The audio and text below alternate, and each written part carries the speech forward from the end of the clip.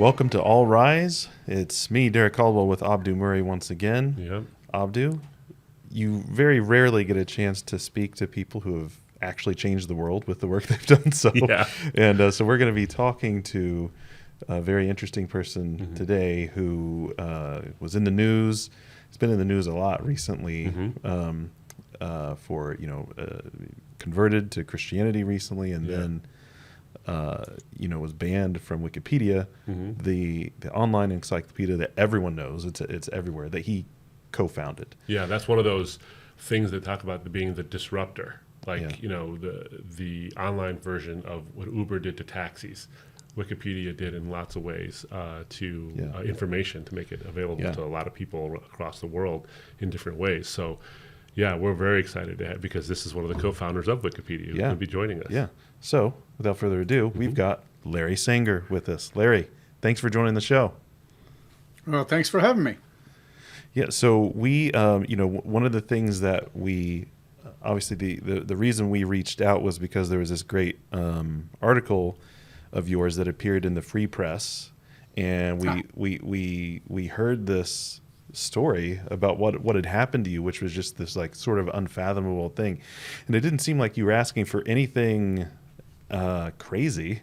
You just not at all. But then we started looking more into your conversion story, reading deeply about you, and we thought this is someone who we need to have on the show to tell this story of how you left Christ, came to Christ, and then or at least left Christianity, and then what happened with Wikipedia, because there is this through line that we noticed through your early life, your conversion, and what you tried to do with Wikipedia originally and what you're trying to do now, which is this really this desire to know the truth and to even allow competing truth claims to be out there, but their strongest versions, and not to shut anyone out of the conversation. So that was admirable. You don't find a true neutrality like that anywhere really these days, especially. Everything is politicized. So yeah, we just wanted to have you on and have that conversation. Yeah. Philosophers would like to say, and I think most of them would say, that they're on board with that, generally speaking. A lot of academics, I think, would, but I took it seriously even before I became an academic. So, yeah. Yeah, well, and part of the it's not in the bio we introduced you with, but part of the important context for what we're talking about in the answer you just gave is that you have a PhD in philosophy and did spend some time in academia teaching. And one of the things about your conversion story and sort of the preamble, as you were still methodologically skeptical and going through the issues, you took great delight in the fact that you could ask your students, what position do you think I have? And 1/3 would say this, 1/3 would say that, and the other third would say this. And you said, well, I've done my job because none of you know, which is good. Right, Yeah. yes. That's right. Yeah. So when you do that, so this is the important part of like the affinity for us and what we do as an organization is that we're big on answering the strongest objection to the Christian faith we can find, not the ones that are easy to knock over. We're big on steel manning, not straw manning, which is why, as I was reading your conversion story, even from an early age, raised in the Lutheran Church Missouri Synod, you talk about how you got in trouble for asking too many questions sometimes, and some folks would look at you with a little bit of disdain or not so. This weren't as warm and fuzzy as if someone just said, hey, I'm feeling bad today, can you help me with the Bible story? You were asking some serious questions. So talk about that a little bit in terms of the early formation of the robustness that later became your faith through asking questions. Sure. So, I mean, I'm not sure that right now I would always do any better than this pastor did. But anyway, I'll back up just a little bit. I asked a lot of questions when I was a little kid, and yet I was also a pretty devout little Christian, and I was even confirmed as a 12, 13-year-old in the LCMS. And then basically, after my parents got divorced, we stopped going to church. And basically, between, I don't know, the age of 13 and 16 or so, I just stopped thinking about God.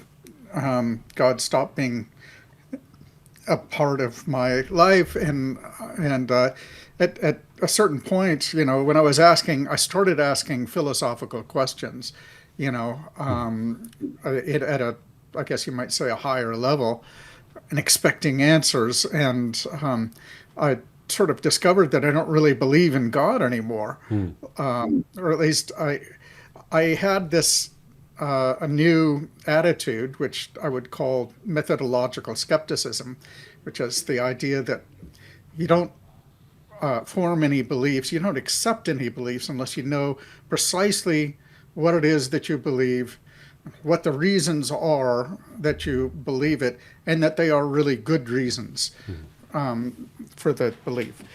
And that certainly wasn't the case at the time. With regard to my belief in the existence of God. So, and I had been asking questions about, like, well, if God created the universe and everything needs a creator, a cause, then what's the cause of God? Who made God? And that sort of thing. Typical skeptical questions of a sort that a child can understand or even come up with. And so I was familiar with those kind, but I took a class in philosophy as a high school student, and then just ruminated more over the following summer. And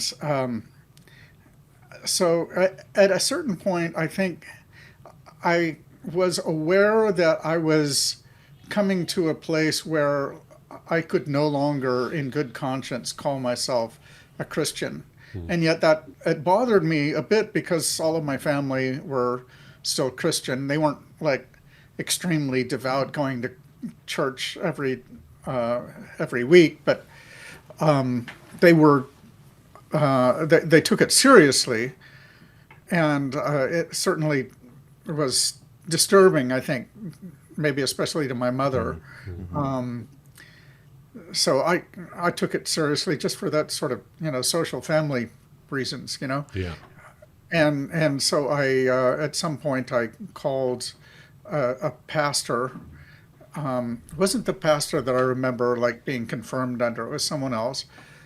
So this person didn't know me, but I asked a number of questions about things like the traditional arguments for the existence of God. Maybe I would have brought up the problem of evil. I don't remember precisely what they were.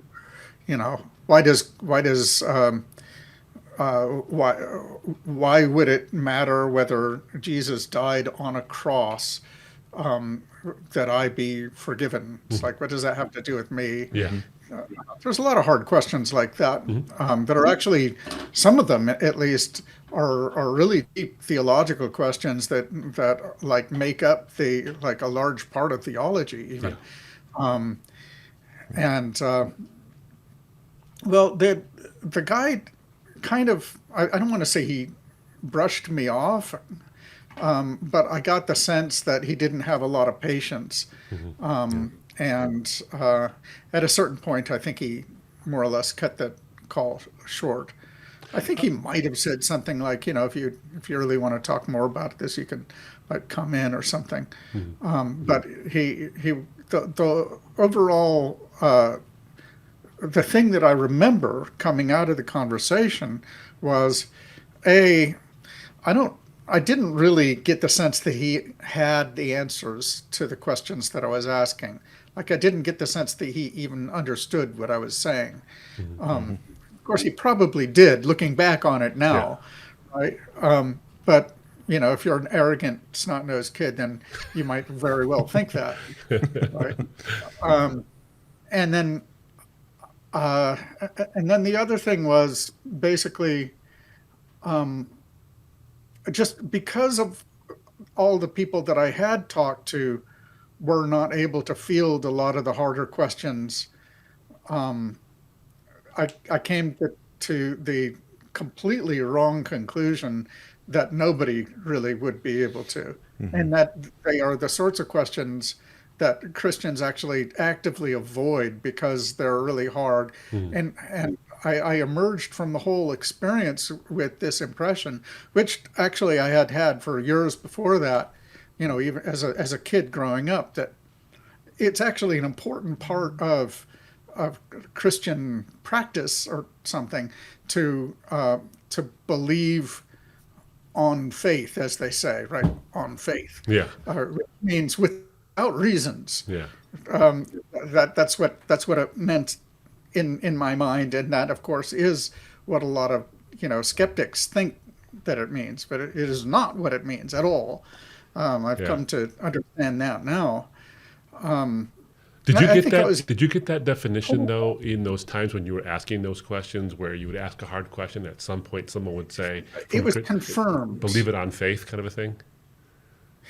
It was confirmed, yeah, by the sort of answers that I got. That basically he wasn't answering the questions, and that he probably did say at a certain point, well, I have some hard questions myself, and I just think it's really important to have faith.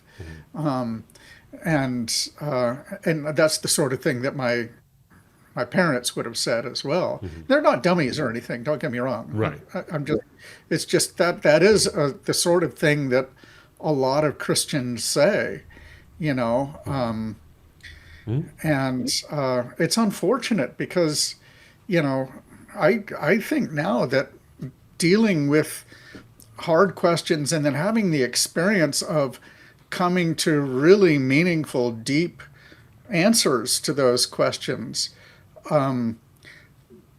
that can actually strengthen your commitment to Christian doctrine, essentially. Yeah. And your faith in God.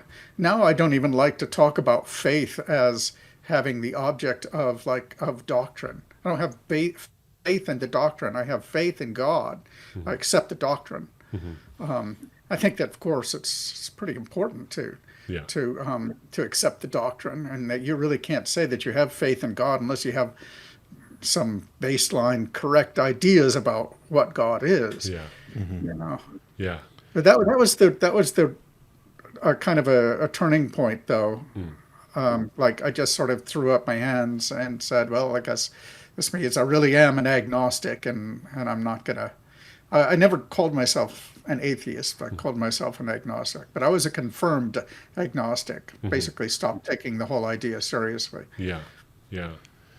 Well, that goes to something that I've talked about in terms of my own conversion experience. Born into Islam, not wanting to become a Christian, but seeing the arguments not only in favor of God's existence, which I kind of already had understood. Some of those actually were propagated by Muslims, like the cosmological argument from the idea of things coming to existence is made famous by Ghazali and all these folks. But at some point, I was like, is any of this actually true?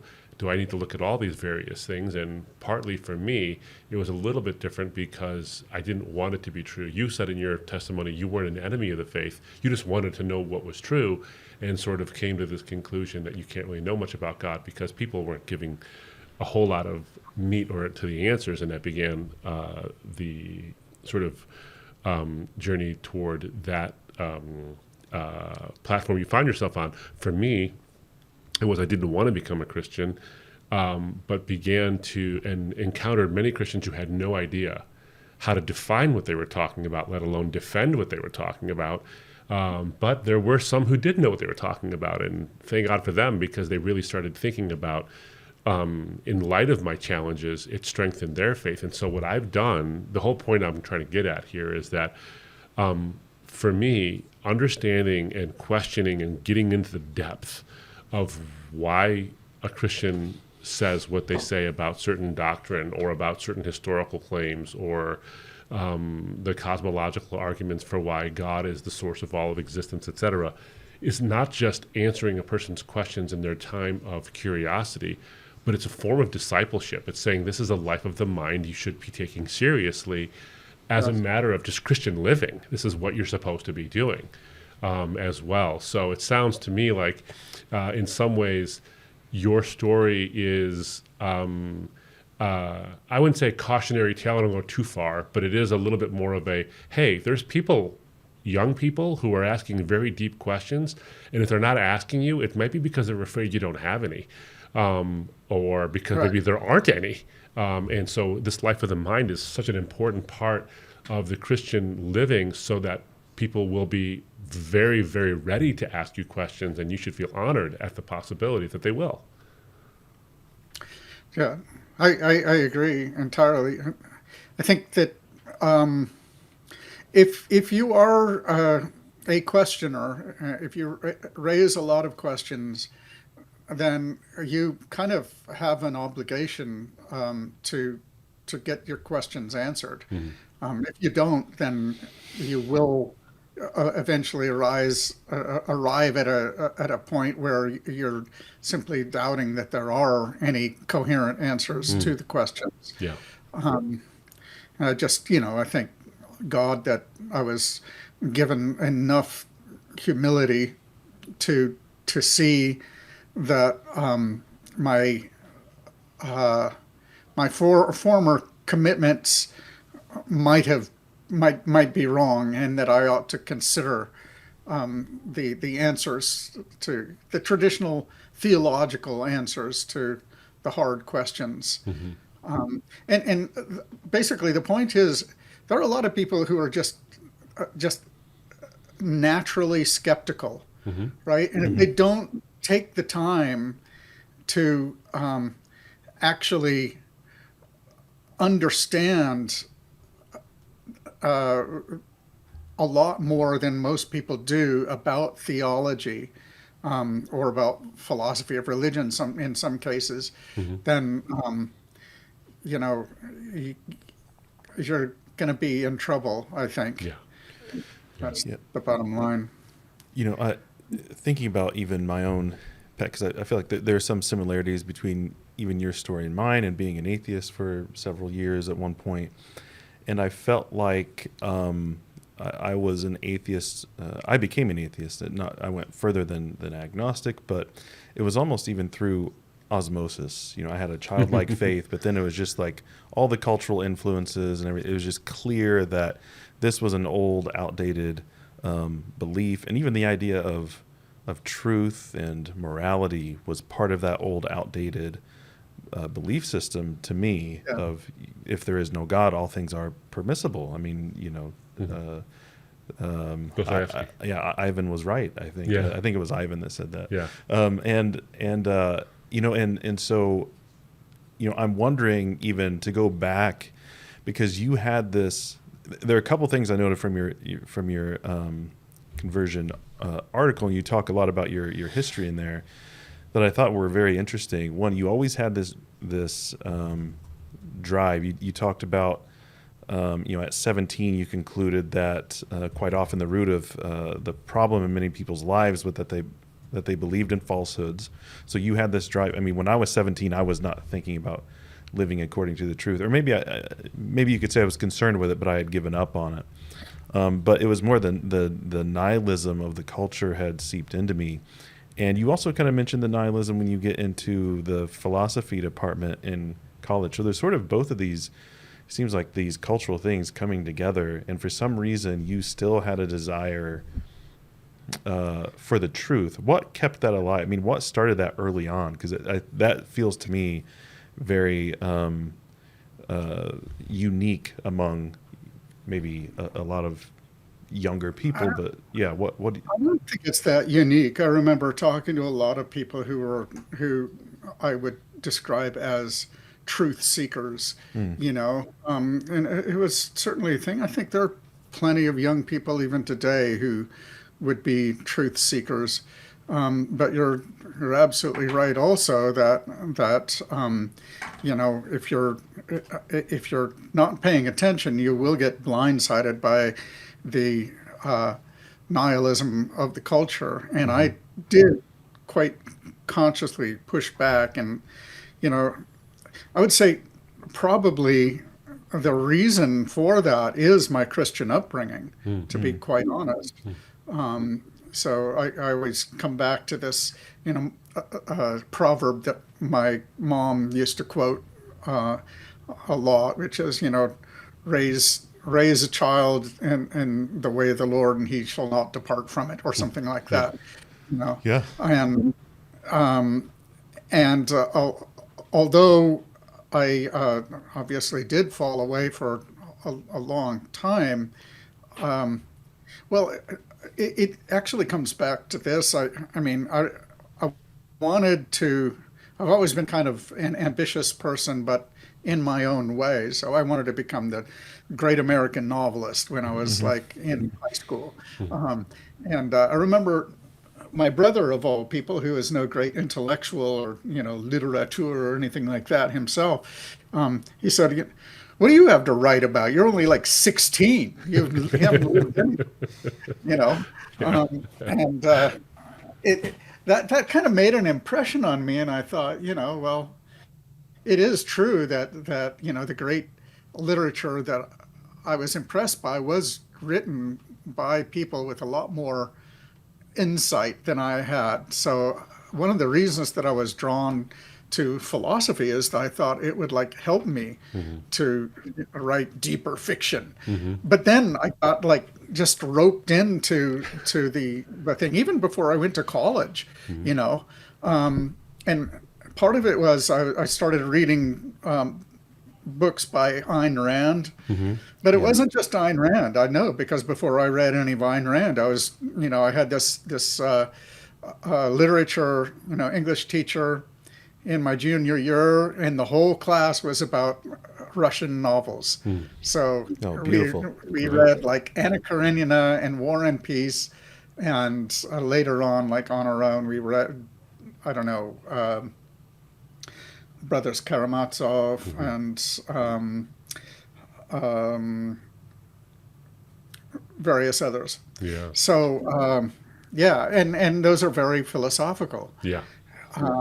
And so I'm not saying this to brag, and I'm not really sure if it's that relevant to very many, especially young people today, but I hope it would be for some of them.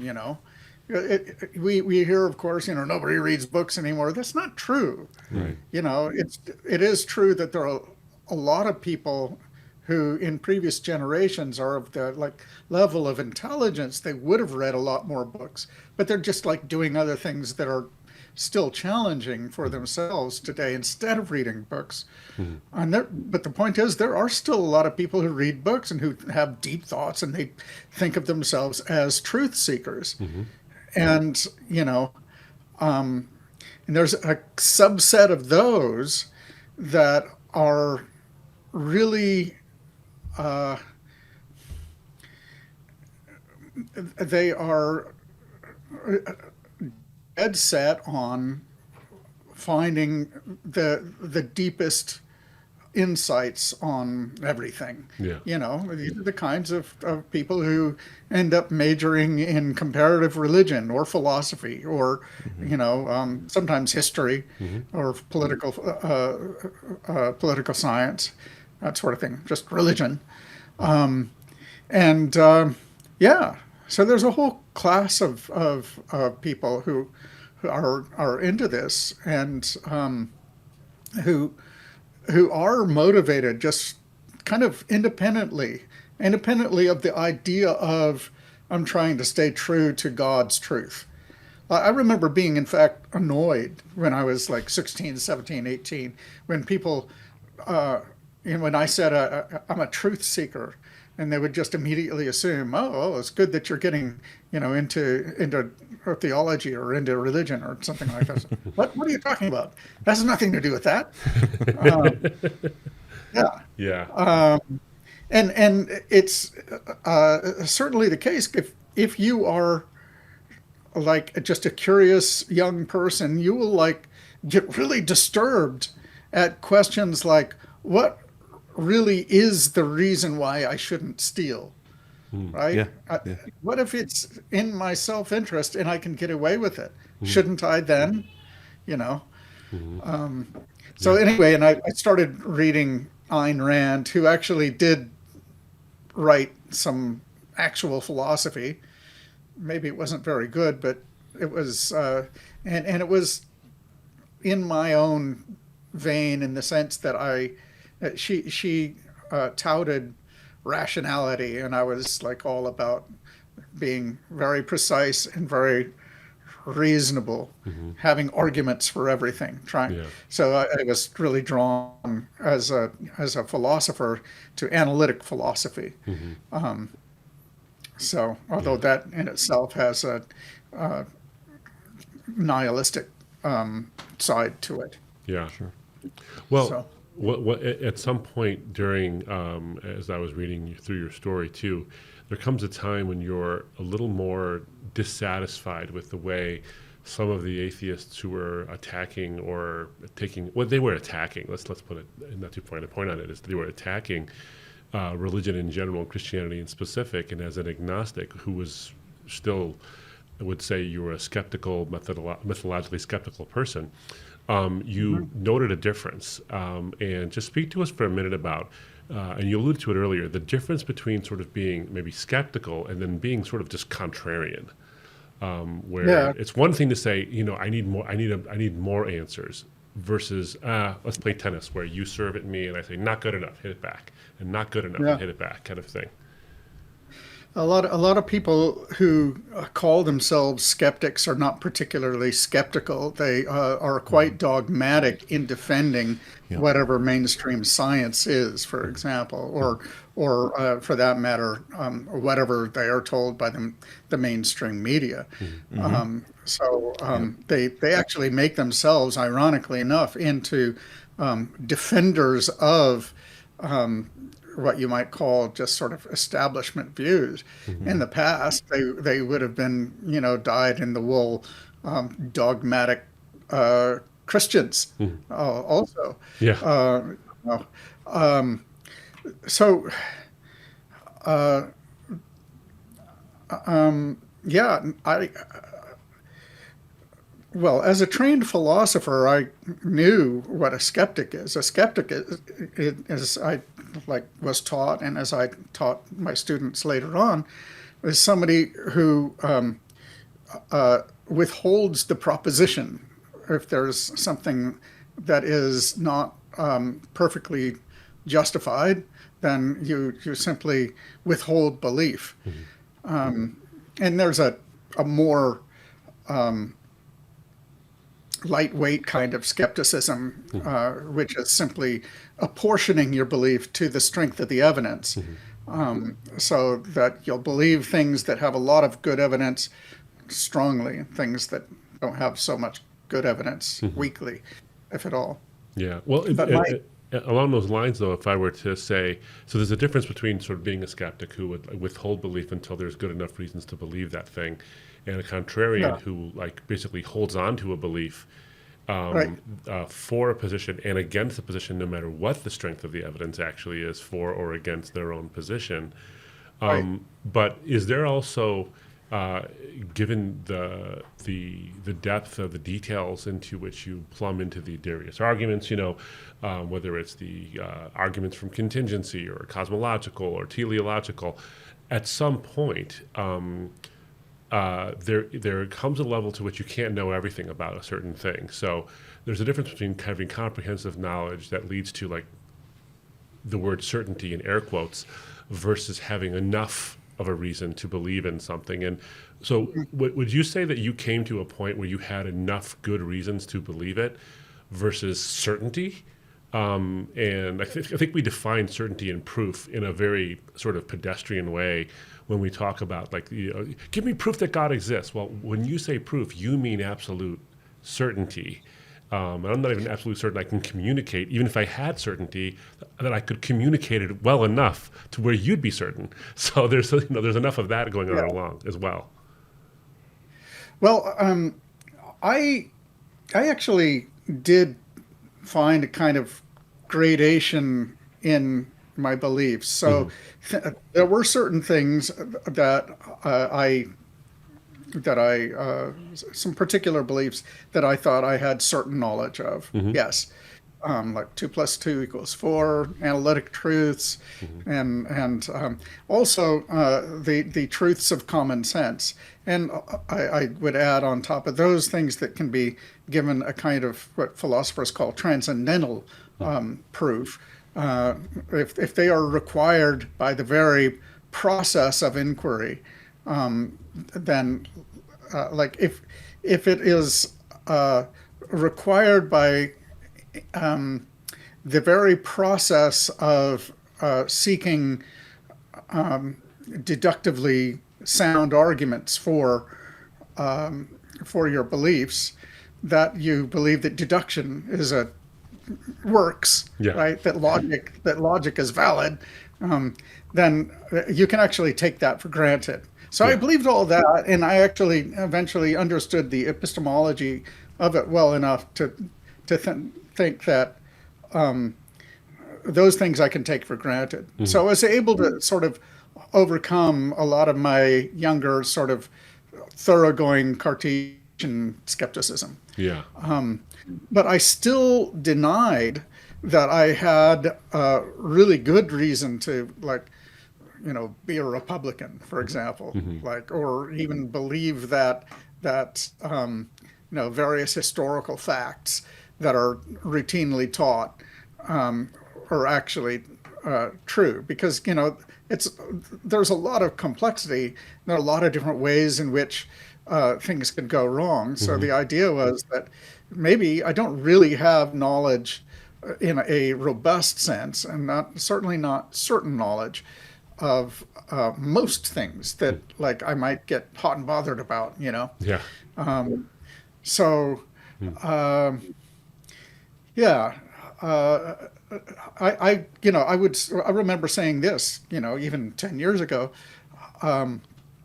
that sure, I actually am a Republican, or sometimes I voted Libertarian, but I hold very weakly onto those things, And of course, I tried to keep an open mind about those things, and Sure. I still do, as long as I'm talking to somebody who's reasonable. Yeah. Yeah. That's good. Well, I wanted to. One of the things it would be good to talk about a bit too is, like, so we're talking about, like, types of evidence, and there's this idea of, certain things do need to make sense to you rationally. You need to be able to understand them enough to say that's either true or false to a certain extent. But I know at one point in your journey, let's say back towards Christianity, there was sort of this experience, or the evidence of lived experience, let's say, and after you got married and you had a child, there were certain things, even about moral obligations, that you couldn't accept anymore, and you realized, okay, something here is different, and it's not quite. You didn't have to read about it; you could just sort of feel it, that there was something going on there. I wonder if you could talk about even that, and how did that expand your idea of even what evidence could be at that point. Actually, I wouldn't necessarily say that when I became more convinced of the importance of altruism, essentially, which I did at a certain point, that it was really so much of an epistemological breakthrough. It was more of just like a personal psychological or maybe ethical breakthrough. So the idea was, when I was a teenager and in my early 20s, I didn't accept everything that Ayn Rand believed. I was into a lot of what she wrote, and I'd read most of her books, and one of the things that she is famous for arguing is the virtue of selfishness, as that's the name of one of her books. The idea being that if you really want to understand why we should do what we should do, you have to understand our obligations as being ultimately grounded in our rational self-interest. So if we understood, if we were totally enlightened about what is good for us ultimately, then we would just see why we should be honest, or why we should even be benevolent toward other people. And so the whole idea was that that in the end, there is no rational way to defend, you know, taking other people as valuable in themselves apart from yourself, because you are like, really what it came down to is a radical individualism. This obviously this attitude is totally foreign to most people who they just don't think that way. But you know, in the 20th century, and especially in the United States, it became very popular, and I was caught up in that. Yeah. You know, so yeah, when I got married, I reflected that I'd be willing to die for my wife, and I thought, well, that's kind of interesting. You know, uh, doesn't that throw my ethical egoism, as it's called, for a loop? And I didn't think too hard about it though. And but when my boys came along, then I thought much more seriously about it, because yeah, there were circumstances when I might want to risk my life, feel obligated to risk my life. No, not just obligated, but really positively motivated to like sacrifice myself if necessary, if it would help my boys to live. Yeah. And after all, that's kind of what a parent does, right? They give up a lot of their time strictly for the benefit of these other people, you know.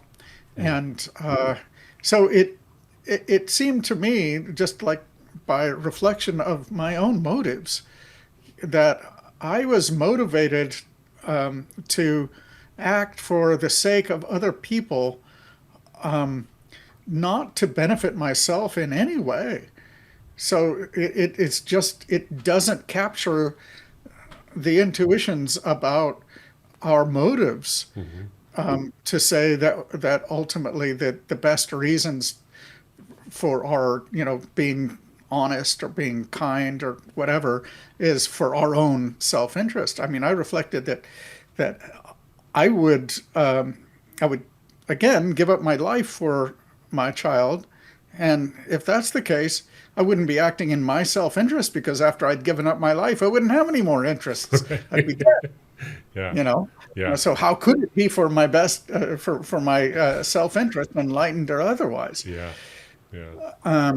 So, and that actually, I remember even reflecting at the time. So, I mean, there was an active, you know, process of considering and reconsidering these things, because I had taught just like a couple of years before I had my first child. I taught philosophy of religion, you know, and so I was thinking that, you know, one of the reasons that I had for resisting the religion of my childhood was that it was incompatible with this ethical egoism. And now I find that, like, and another, just a little thing, an aside.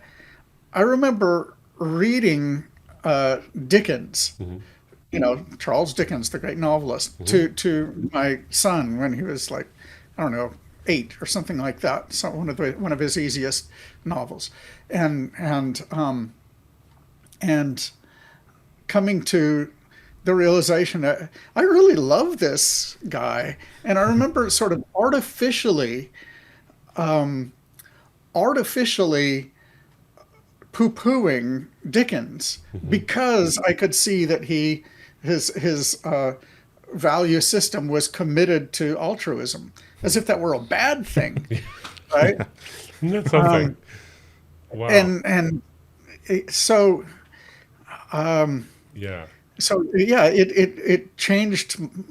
My values changed by having children. Mm. Now the thing is that this is not true of most people, I would think. But I do think that even if you're not into like Ayn Rand and you don't think about ethical egoism, there still is a tendency in modern times for people to basically live their lives as these little social atoms. Mhm. You know, we are just sort of culturally, naturally individualistic. Yeah. I, One of the things that actually woke me up to just how weird and wrong Western civilization had become on such issues is about 10, 15 years ago when people started talking about, what was it? Uh, Developing your personal brand, Right. right? Yeah. So I think they started talking about like personal branding Hmm. about what, 2013 or something like Yeah. that. And that just like was, I'm never going to do that. Okay, I was starting a startup at that time, my only for-profit startup, Mhm. around 2013, 2014. And I remember an advisor of mine, nice guy, Mhm. but he said, well, you need to think about your personal branding. And I looked into it, read some articles about it because it was new at the time. It's like, I just came back to him and I said, I don't want to develop a personal brand. I want to be myself. Mhm. There's something really wrong about this, Mhm. you know? Yeah. And Yeah. I became aware of how much I had been influenced by this way of thinking, Mm. you know? Yeah. It's, Wow. Well, it seems to me, like if I were to encapsulate sort of the way in which this experience of being married and then becoming a father had a way of sort of making you get real, as it were. In air quotes, we think of get real in that way, but in many ways, it's like at one point Christianity was something you didn't buy into because it opposed your philosophy. But then you get married, have kids, and you find out that reality is opposed to your philosophy, and so you need to like sort of recalibrate that whole thing, which is pretty amazing to me. yeah, And in your story, which you go into some detail on your blog, and you're writing a lot right now. In fact, I think you lamented that you might be writing too much because it's so long, but it's so detailed, which is good stuff.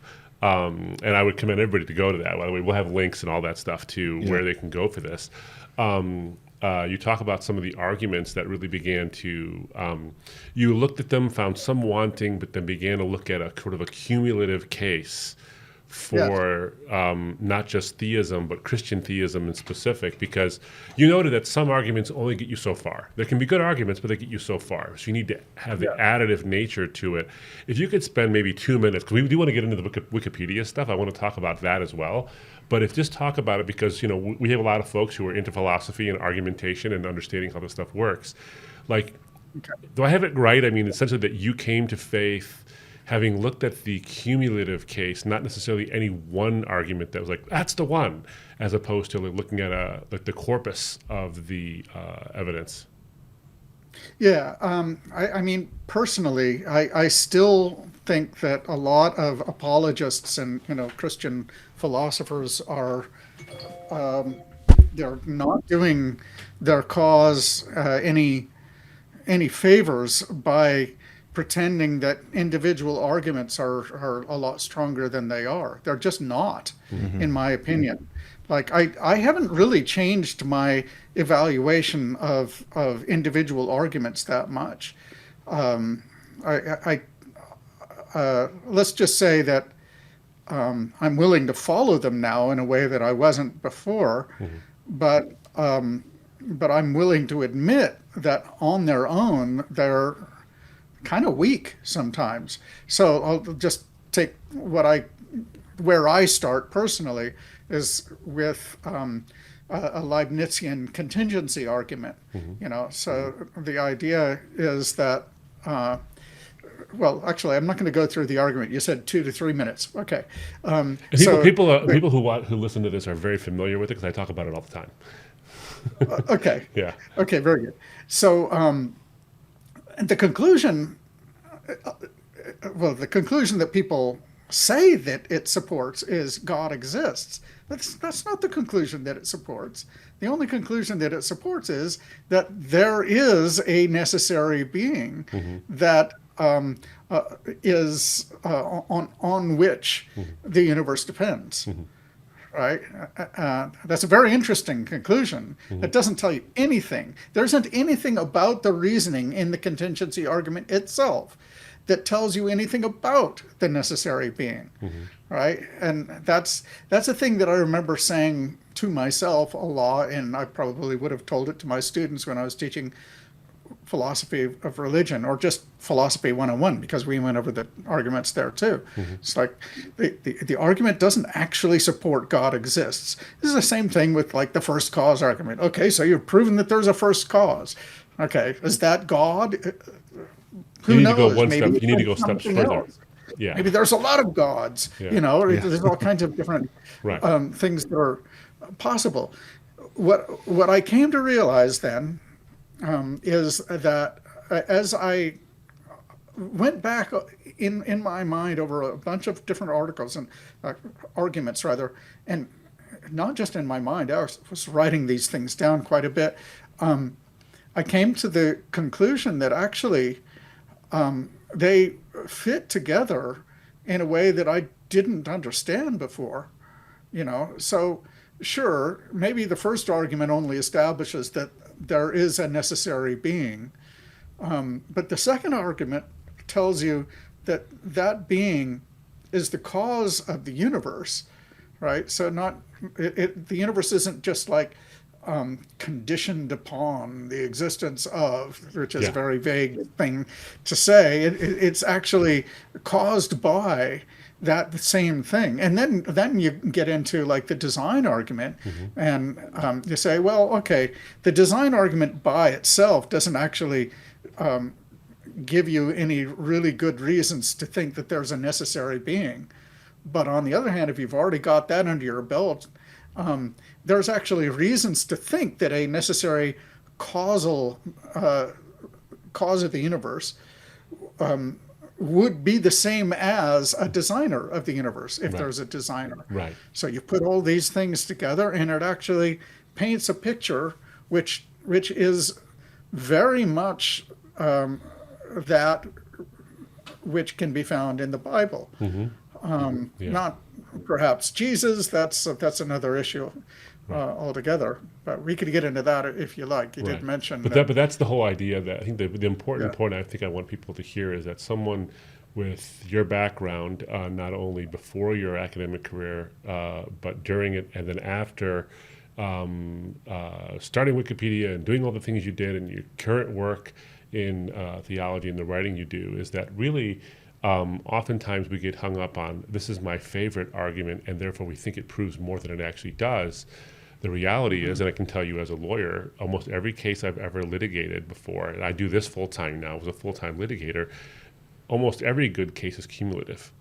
Almost every single case is not based on the one piece of evidence. It's not, most philosophy is not Perry Mason. It's not the one thing that you get someone to admit that proves the case. That's almost never how it works in the court of law, and it certainly doesn't work that way in life nor in philosophy. But it's a cumulative case, and that cumulative case is strong because it's cumulative, not because any one brick is itself the proof itself. So, having said all that, so it's a funnel really. It goes from a necessary being to that being has causative power, to that being actually makes choices in terms of a telos, and then that being actually engages in the world historically, and then that being engages in the world historically with human beings in the person of Christ, and that's proven by the resurrection. So you can go and funnel it down. There's more to it than that, but there you go.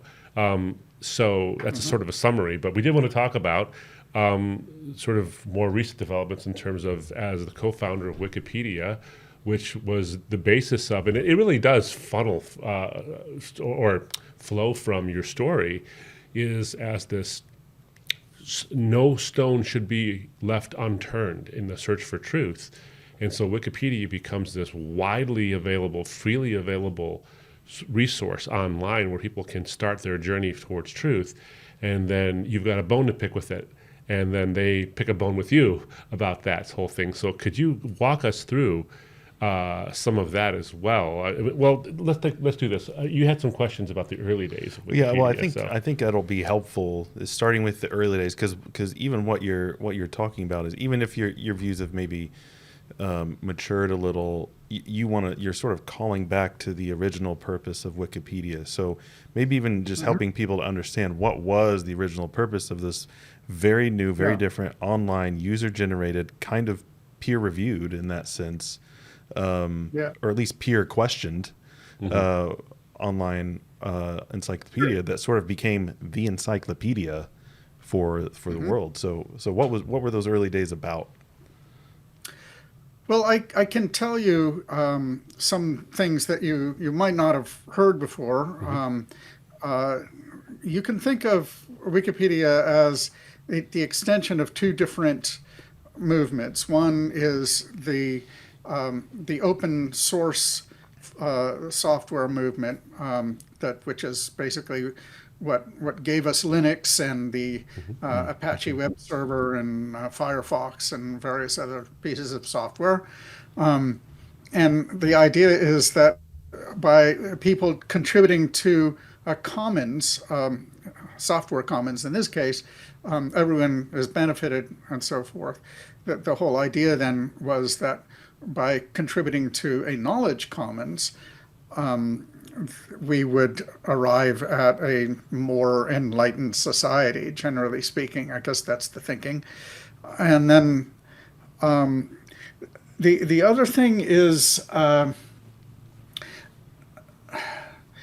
well, it's what lay in the background of neutrality, right? So the idea is that, so a wiki involves anyone who wants to coming to a page and editing it, and anyone can revert other people's edits, and there's a certain kind of, and if anybody is just writes nasty curse words on it, that they can ultimately be blocked. That is one of the dynamics. At least their work is immediately reverted, so it doesn't matter. So Wikipedia is not the first wiki. The first wiki was 5 years before Wikipedia, called WikiWeb.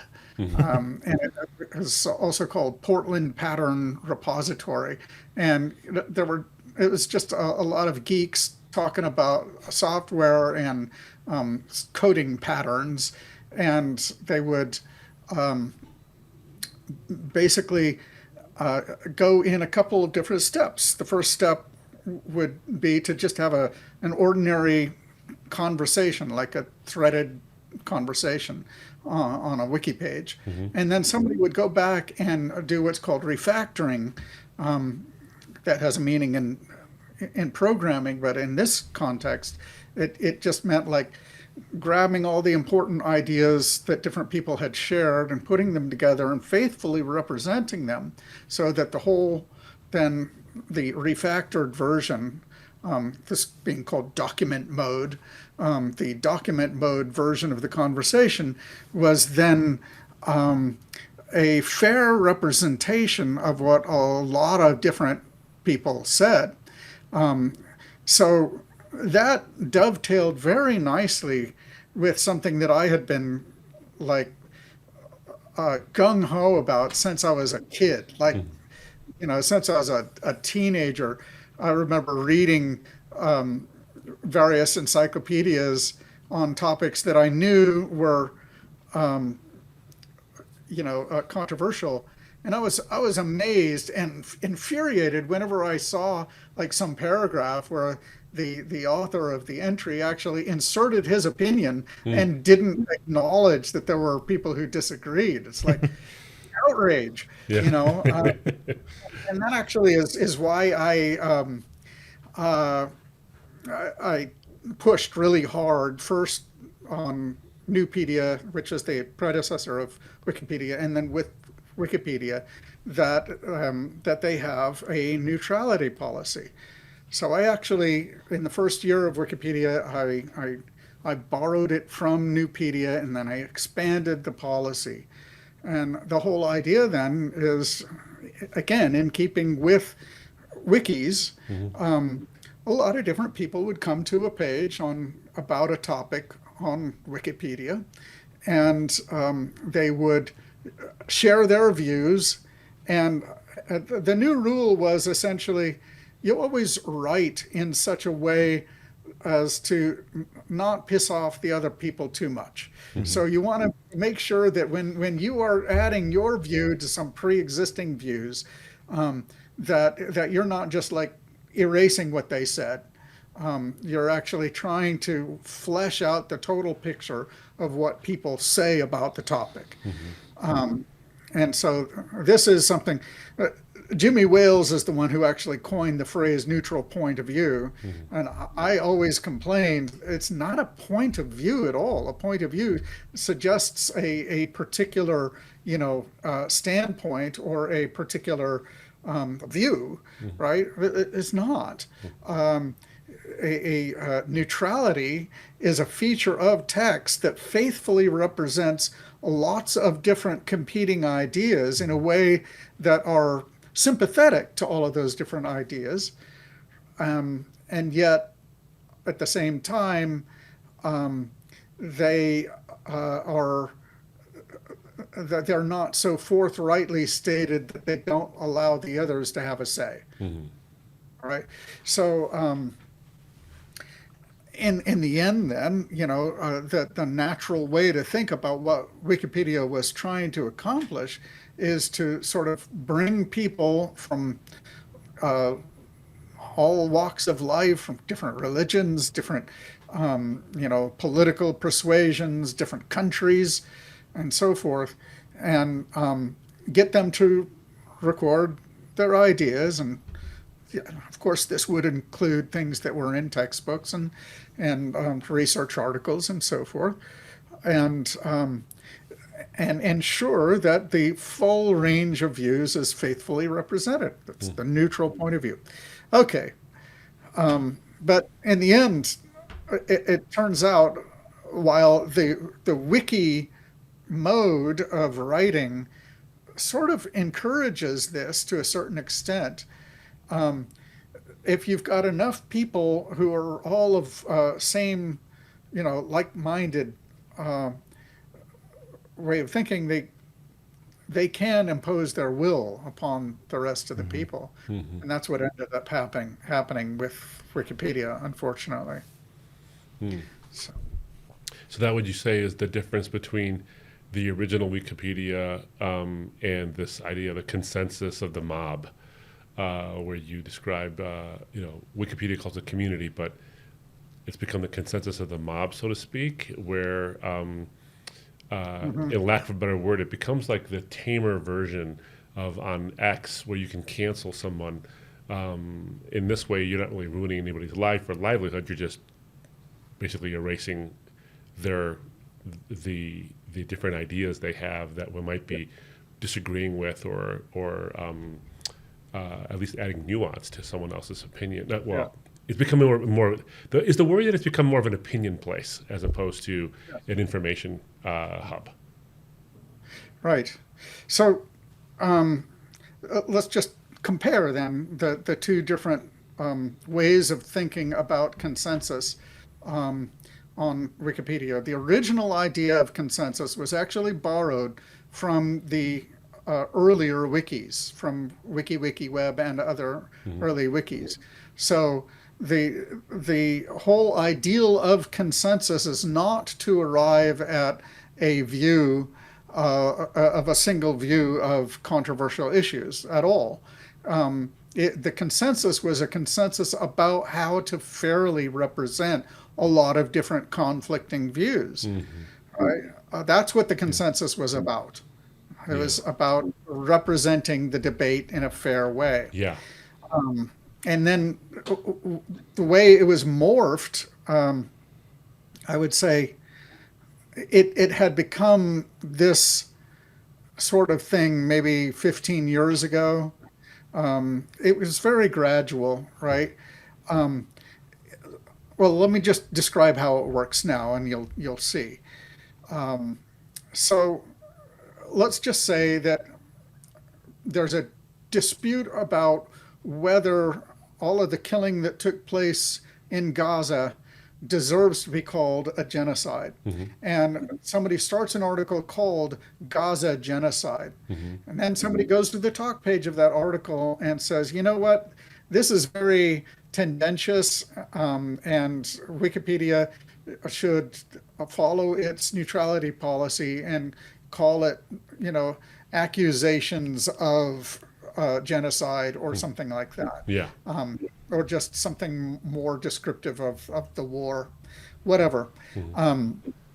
So then what happens is there's a discussion. And if it looks like people cannot come to an agreement just by talking, and a lot of times they can't, if it matters, then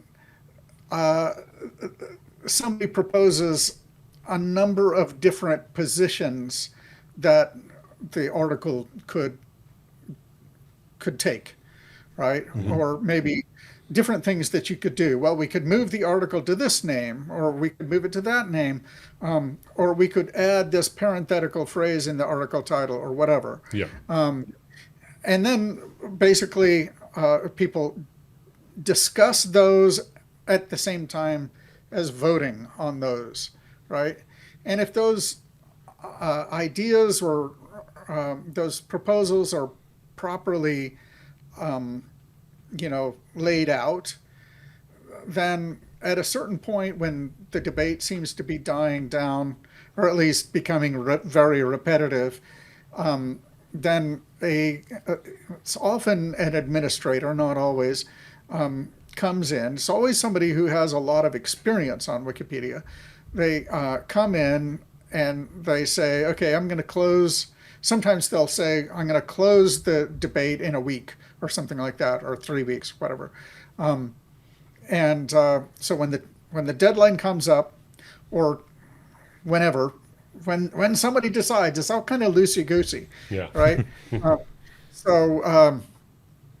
Then the debate ends, and somebody sits down and looks at all of the different positions on one side or the other, and makes what is often, not always, but maybe even usually, a good faith attempt to represent the range of views, right? And whatever is, it isn't required that the majority view or the plurality view is the one that is chosen. It's a little more complicated than that, but suffice it to say that it's about like that. All right. So basically, if it looks like one view is the majority or the plurality, then that is actually blessed as the consensus view. And everyone thereafter is expected to abide by that as an editorial decision for some amount of time, although it's kind of vague as to how long it is. It's not set in stone, which is very weird. So as you can see, right, the obligation is not to write the article in such a way that it represents a lot of different conflicting views. It's to have people get into conflict, and then whatever view wins, as being most popular or most in line with Wikipedia policy and also popular, that ends up being the one that the Wikipedia article goes with, even if it's totally biased, as it often is, right? Do you Because most of the people holding forth on Wikipedia are liberal leftists, and so yeah, that's naturally that's the view that ends up holding the day. Yeah, I'm wondering, what did you know? Is there a timestamp on when this change took place in it? You know, was it that in 2016 certain identity ideologies became huge? There's also COVID era, another sort of round of certain, and this isn't to say anti-vaxxing, anything like that, just COVID era was a time of heightened politicization of many things and you know, further issues like that. Can you tell, was there a certain time that you've pinpointed, like, oh, something happened here and suddenly it was changed? Yeah, I mean, there are a lot of well, if what you're asking is there a certain time when Wikipedia began to be comfortable with bias masquerading as neutrality? I would say people started doing that around 2005, 2006. Wow. And it became, let's just say that between 2005 and 2010, Wikipedia executed a shift away from genuine neutrality, which actually requires that you take account of what the people who show up are saying, right? And toward an expression of whatever the reliable sources, what are called reliable sources, say, right? And one thing that didn't sort of enter into my explanation before, a lot of times what the debate is over is not over the truth of particular claims, but whether claims have the support of sources that are called reliable sources. So that whole shift to basically expressing what I would call an establishment view, that was complete by about 2010, 2012. No timestamp, no, because it's a whole series of different connected decisions. But you could actually point to particular decisions when certain concepts were introduced to key pages like the reliable sources page or the verification page, or for that matter, the neutral point of view page. Yeah, the other thing that the big change I think happened around 2016 or so. So I think that during Trump's first election and Brexit, in just a couple of years leading up to that, these multinational organizations and corporations are like wringing their hands about misinformation, by which they meant basically the views of mostly cultural conservatives who disagree with us, essentially. Right. Yeah. And they were very upset that they were losing control of the narrative. And I think it was as a result of that we saw, again, in that election cycle, something just switched with the mainstream media. Before that, they were at least making an effort to be neutral, not to simply share their opinions as part of hard news reporting. And they just switched straight over to like Fox News and MSNBC style opinion journalism, like almost wall to wall. Even in the New York Times after that, you look at articles about the hardest of hard news, and sometimes even often, especially if it had any sort of political connection, you'll find opinionizing right there in what ought to be just strict hard news. reporting. And Wikipedia went the same way around the same time. And one of the things that they did, one of the main ways that they executed that change was they had been for quite a while coming up with judgments of different sources as being reliable or unreliable. And so they already knew, for example, that the Daily Mail was not going to be a reliable source, for example. Right. Or Fox News, they would have suspicions about. All right.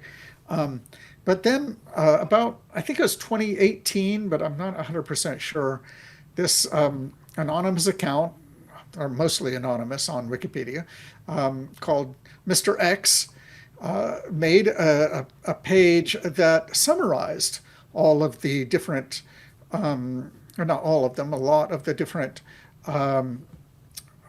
positions that the people had come to about so-called reliable sources.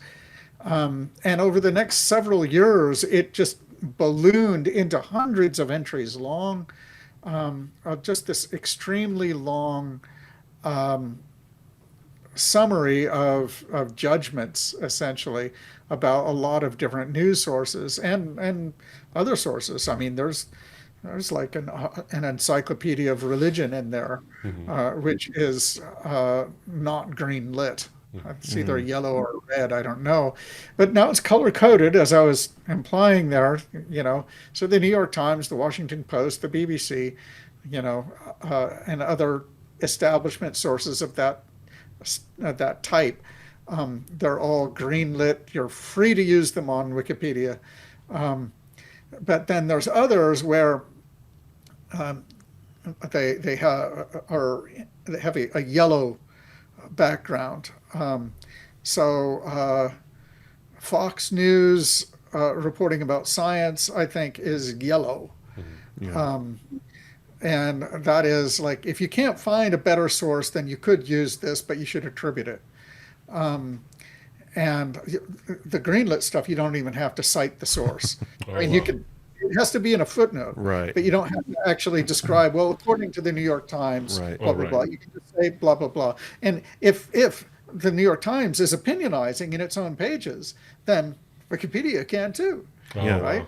Yeah. That's fascinating. And even, the 2005, 2006 time period even kind of makes sense if we think about these sort of political things that go on that then sort of create further divisions. I know that was the end of George Bush. Yeah, George W. Bush 1 and the beginning of his second term, which I know was a very sort of no longer politics as usual. This is good versus evil, which there had always been elements of that probably, but it really got heightened ramped up in a that lot. time. So it makes sense that it's sort of you kind of map it onto.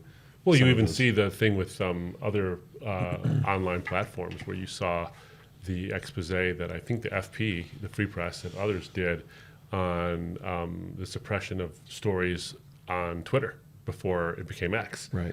Where there was that source we're not going to talk about, but this one we will, and that's more reliable. So you had it kind of everywhere at the same time. Wikipedia was either got part of a movement or was caught up in a movement that was happening kind of at the same time.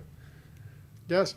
Well, and it has the appearance of neutrality too, which makes it even more powerful. Well, the Pedia part really does that. Yeah. Which was the point originally, saying, hey, we want all viewpoints, even ones that, one of the things you've been championing, Larry, is to have views, whether it's conservative or Christian or whatever, but Hindus, for example, and other people who whose views may not have been, or maybe being pushed out to some degree, even if you find them, someone says, I don't agree with those things. That's okay.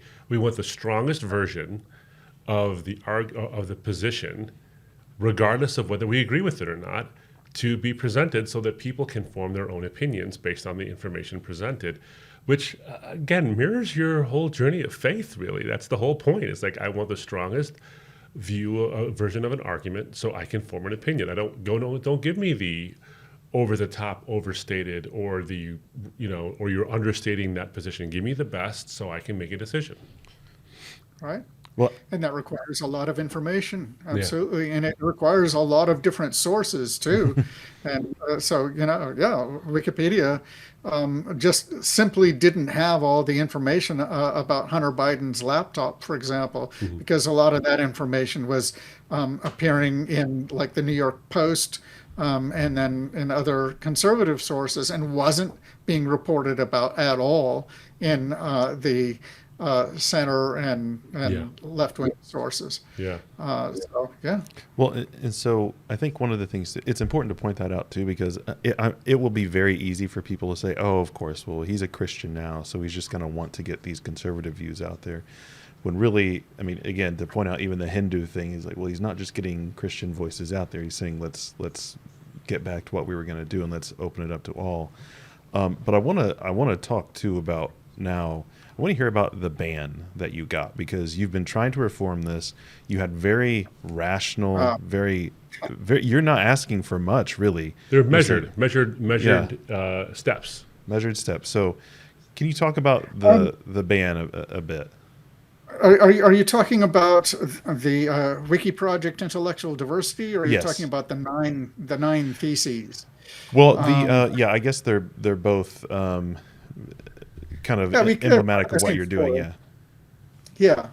So last year, I became convinced after a long time of basically doing little other than complaining that I actually had a, a, a voice where if I were to propose some meaningful changes that were reasonable, that it's possible that it would create a groundswell of support, cause people to come to the site and actually make some positive changes, even if it remains really biased and problematic. At least it might make some positive changes. Hmm. Wikipedia was important enough, important enough to sort of command that attitude, Yeah. basically, from a responsible person. Hmm. Okay, so I ended up spending a lot of, like over half of last year, writing 9 theses on Wikipedia, and Hmm. it's basically a whole reform program. So they should drop the idea of that their decision-making process should be called consensus. It's not consensus. Call it whatever you like, but it's not that. There's, I said they should return to the original neutrality policy. They should allow more sources of the sort they used to, and they should stop, blocking people for tr- trivial reasons and just end the practice of permanent blocking, which they do at a drop of a hat. Mm. So you can't come back, basically. Hmm. Mm. I mean, you can, but you can't, not really. Yeah. And a number of other things like that. The problem is that after, and this got a lot of play, like it was Tucker Carlson who helped me launch this. And it was talked about a lot. And I do think a fair number of people came to Wikipedia and like started making exploratory forays into editing, and it didn't really amount to much, unfortunately. Mm. So earlier this year, I decided, okay, fine, I'm going to sit down, I'm going to try to actually push for my reforms on Wikipedia itself, which I hadn't really done. Hmm. I was just hoping that other people would do that because there were potential problems involved with my doing it. Okay, fine. So I did step in and I decided the best way to organize this would be above board, not like have some secret group in the background. Hmm. That's actually not right, not allowed. And I organized something called a Wiki Project Intellectual Diversity. So this was to be a sort of on wiki club. There's a whole wiki project system, right? And so we were going to try to fit into that system. We followed the rules for formulating such a club. I wrote some software, or had the Clanker write some software that generates a list of recent conversations that people who are interested in intellectual diversity might want to pay attention to, and so forth. And so finally, the day came when I was ready to apply to make Wiki Project Intellectual Diversity a an official wiki project.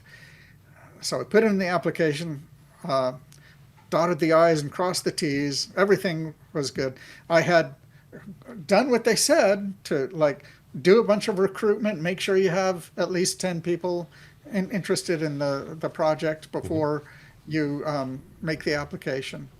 And yeah, we had almost 30. And I put the application out there, and lo and behold, the next day there's all of this activity. I did not expect it because nobody had like commented on the drafts that I had in my user space. So I had like developed all of this, stuff about the wiki project inside my user Larry Sanger space on Wikipedia, which is sort of like space that I own. People can't complain too much about what goes on there. But they could talk back there, of course, but they didn't.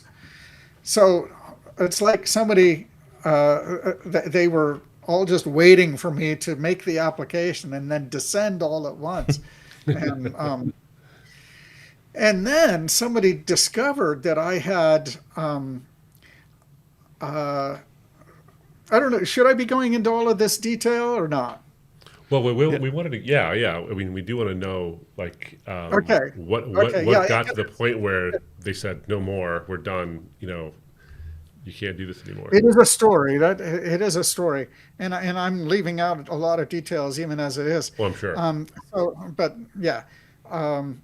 Anyway, they noticed that I had publicized Wiki Project Intellectual Diversity on X, and I had like 90,000 followers. And it's like, oh my, he's going off Wiki to organize an opposition. And well, there's nothing wrong with that, actually. There's a lot of policy oriented, not a lot, but there's several policy oriented wiki projects, and it is absolutely okay to recruit for a wiki project off Wikipedia. There's no rule against that. But they were acting like there was, and that this was called canvassing. The idea being that I was trying to get out the vote for a particular proposal, but I wasn't. I was just getting out people to staff a group. And even within that, the rule was we weren't going to like tell people how to vote and to go vote on a certain page, because that would be canvassing. Right. I knew that. All right.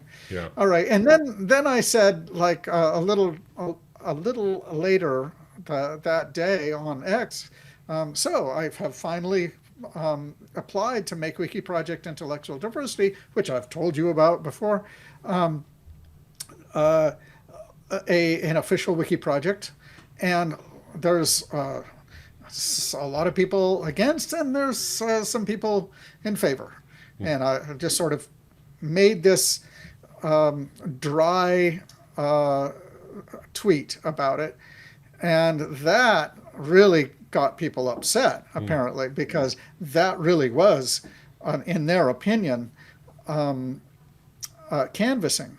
The thing is, it is 100% okay to mention that there is a debate going on in social media. You're allowed to do that. Yeah. One thing that you're not allowed to do, of course, is to like organize an opposition. But I hadn't done that at all in any way, shape, or form. I had simply said, come join the Wiki Project earlier. And then I said, yeah, there's a debate happening now. That's not canvassing. Right. They said it was. I was crucified basically for 3 days. I'm not saying I'm a messianic figure there, by the way. I get it. We get it, I think.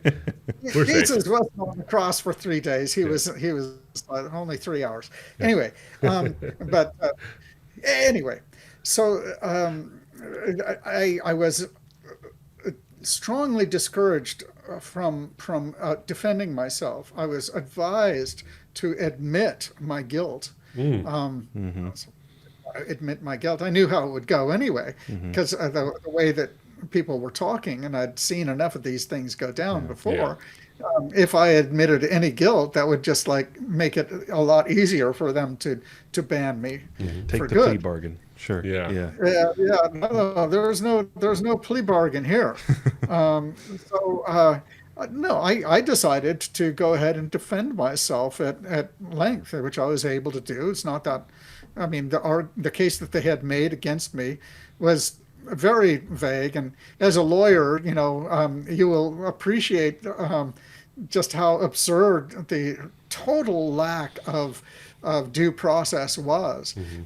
There weren't any charges because there was no lead prosecutor. There's no prosecutor at all. The prosecutors were the same as the judges. Yeah. Right?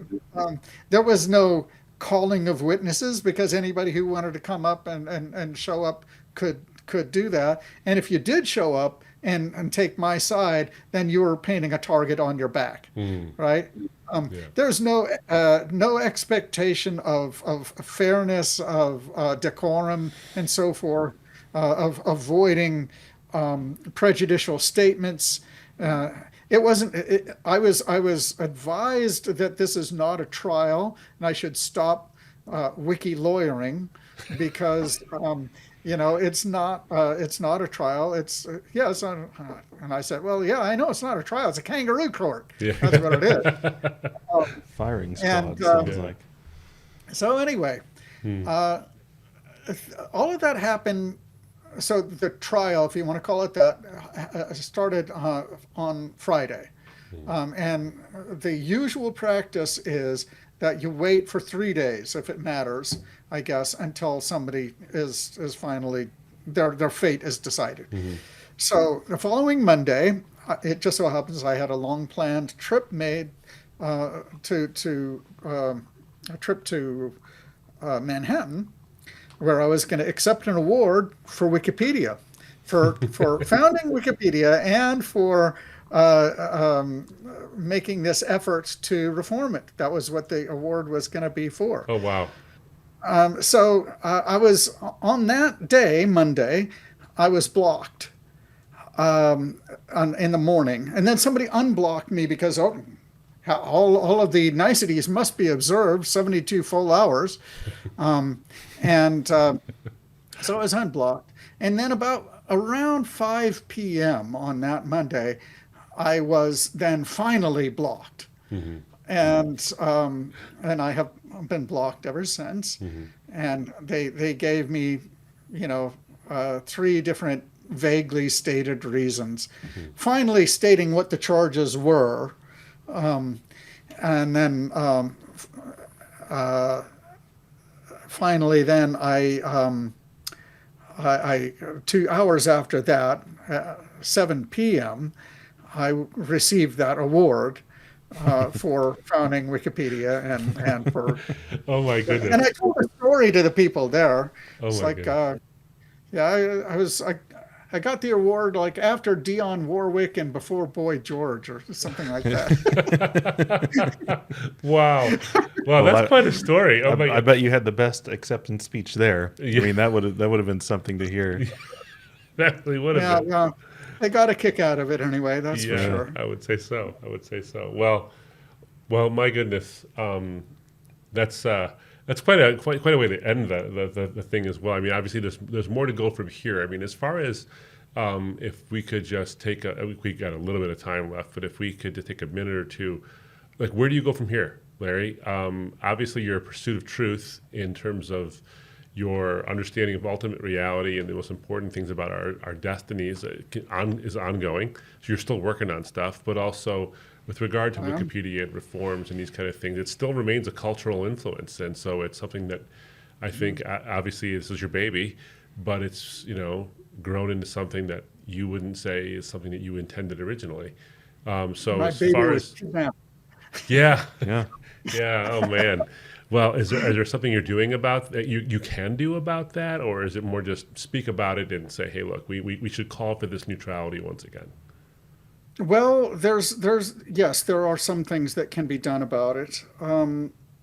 I think simply speaking out is a very good idea, because the more people realize and come to the conviction that Wikipedia is not a neutral, reliable source, as the new CEO, her name is Bernadette Meehan, said in the New York Times just like last week. It is not a reliable source, and we need to start saying that a lot more, because a lot of people who listen only to the mainstream media are not aware of just how really biased it is. It's quite radical, actually, and so that's one thing. Another thing, for those who have the taste and the stomach and the skills, it's not a bad idea to go on Wikipedia and just try to fight the good fight. It isn't a total waste of time. It's hard, and there's certain things that you need to do. I actually wrote a little essay about that, including a whole list of pointers to follow when you are trying to push back against the dominant narrative on Wikipedia.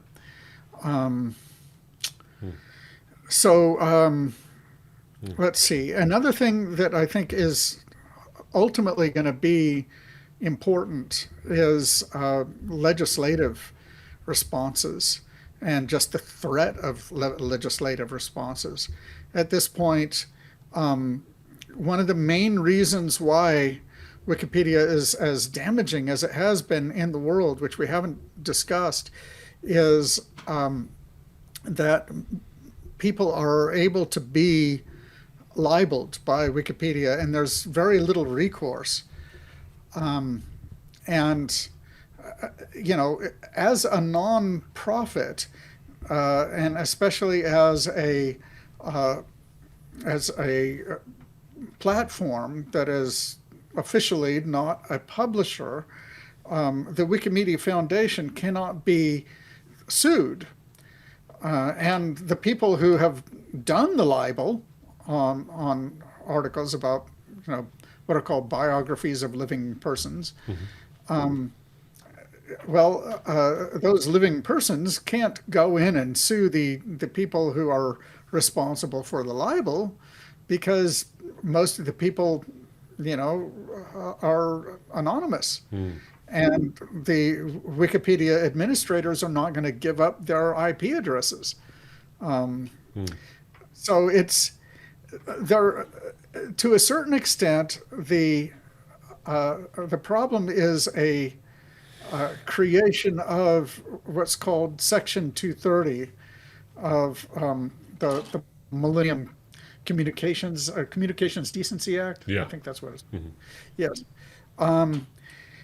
And that has, if the problem is actually created by legislation, then it is up to the legislators to do something about the problem. Right. Yeah. So, and I'm not actually, it would bring me no joy to see that happen.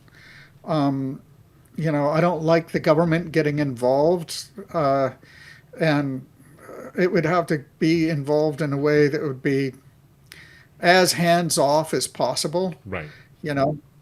I think a very narrowly construed statutory carve-out for Section 230 that applies to Wikipedia and any future website that gets into the same sort of position, as some AIs might. They have to abide by certain rules, and if they don't, then they're just going to lose their immunity because they're acting as engines of defamation. That's the accusation. Yeah, that's interesting. That's one thing anyway that can be done. Yeah, that's good. Well, what's as far as your continued spiritual growth and exploration and your writing and the kind of things that you're thinking about when it comes to big questions about God, what are you working on now? As we wrap up, I'd like to let the people know you're working on it. Sure. I'm working on a book called God Exists, The Philosophical Case for the Christian God. And I've been working on it for 5 years now, actually, 6 years even. And it's 700 words, 700 pages. It's a lot more than words.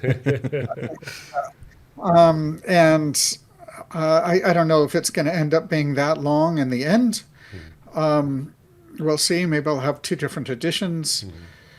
And as part of sort of the research for that, I've been working on a seminar. So haven't always had as much time as I'd like in the last month, I think for obvious reasons. Yeah.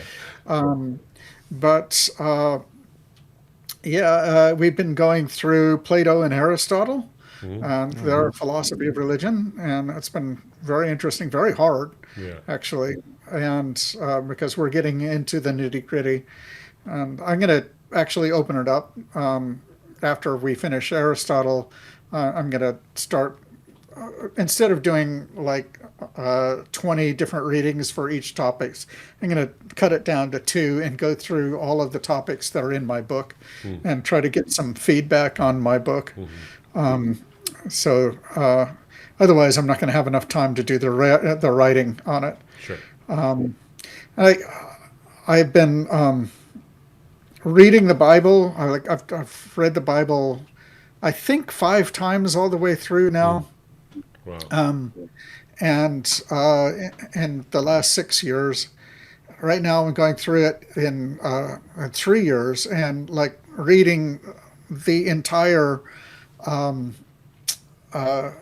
like cover to cover, the Ellicott commentary, which is actually a sort of anthology team written from the, I think, late 19th century, Anglican. It's good stuff. And that, I'm also reading quite a bit of philosophy of religion and theology, like over halfway done actually, with the City of God, reading it, and I'm actually working on what is it called? I'm blocking the name of it, maybe because I don't agree with it. It's the it's the one that argues that the Elohim really were gods.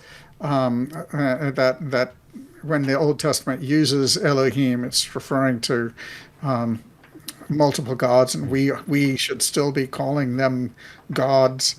Michael Heiser, right? The unseen realm. And I've actually written about the thesis without actually referencing Heiser himself, because I'm waiting to actually make a response to Heiser. Okay. So, well, we'll look forward to all that stuff. That's quite a bit of. You are a Rolling Stone, my friend. I'm trying. Yeah. Well, like you were also going to do the Apostolic Fathers and Second Temple Apocrypha. I was talking to Abdu about it before that. I was like very excited to hear what you had to say about those, because those are obviously near and dear to my heart. But I've read the Apostolic Fathers 3 times now. That's actually great. Yeah. Oh, good. Good. Well, more to say. Maybe at a future date we can have another conversation about some of that fun stuff, because I think that would be great. Now we've talked about, we've given the base. Yeah. Now we can kind of go wherever we want with you. Yeah. So, exactly. Exactly. Well, thank you so much for being on with us. It's been a great conversation. Your story, people can go to LarrySanger.com, I believe it is. .org. .org. I should know that. Yes. LarrySanger.org, and read your entire story. It's footnoted, and there's a lot more information there as well. And so be on the lookout. There's the seminars as well, and there's all kind of great drop downs that people can enjoy more resources on. We'll put all the links where we need to in the descriptions and the show notes and all those kind of things. But it's been such a pleasure to have you on, and thank you for spending the time with us and all you're doing. And looking forward to hearing from more as you continue to leave essentially no stone unturned in the pursuit of truth. Just really, really appreciate the way in which you address it, the way you approach it, and it really resonates with us about the whole goal. Well, thank you. Yeah. I appreciate your kind words. I probably don't deserve them, but I do appreciate it. Yeah. So, yeah. Well, it's our pleasure. Well, ladies and gentlemen of the jury, that's the conceit of the show, by the way, Larry, is that it's all rise because I'm a lawyer.